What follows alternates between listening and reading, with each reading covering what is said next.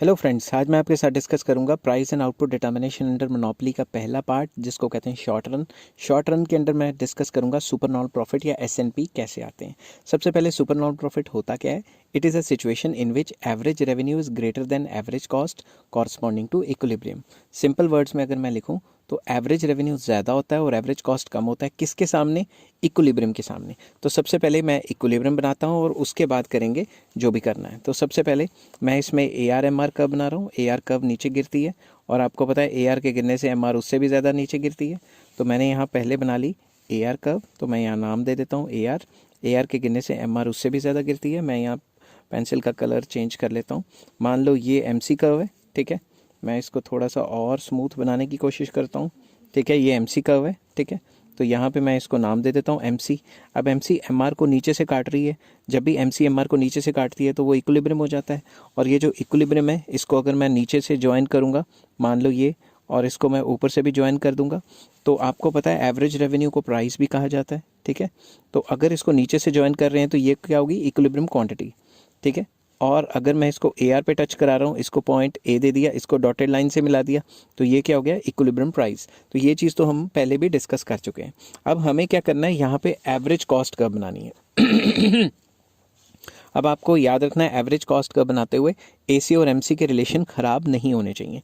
तो मैं average cost बना रहा हूँ। जैसे ही एवरेज कॉस्ट मार्जिनल कॉस्ट को टच कर रही है, वो लो है, फिर बढ़ रही है। समझ गई बात? तो यहाँ मैंने बनाई है एवरेज कॉस्ट। तो एवरेज कॉस्ट का जो मिनिमम है ना, जो एवरेज कॉस्ट का मिनिमम है, वही MC कर्व इसको काटेगी, क्योंकि AC MC के रिलेशन है। अब ये ज़रूरी नहीं कि ये बीच में AR भी, ये जो AR मैंने बनाई है उसी पॉइंट पे काटेगी, भाई इधर उधर भी काट सकती है, ठीक है। तो टेंशन नहीं लेनी। अब अगर इक्विलिब्रियम के सामने देखें तो प्राइस कितनी है? इतनी। इक्विलिब्रियम के सामने जो प्राइस आ रही है, तो वो मैं लिख लेता हूँ। जो प्राइस आ रही है इक्विलिब्रियम के सामने, वो आ रही है AQE, क्योंकि ये भी तो प्राइस है ना, ये प्राइस, ठीक है। मैं इसको डिलीट कर देता हूँ। Which is equals to OPE, क्योंकि ये और ये तो बराबर ही हैं। समझ की बात? तो मैं इसको डिलीट कर देता हूँ ताकि कन्फ्यूजन ना हो।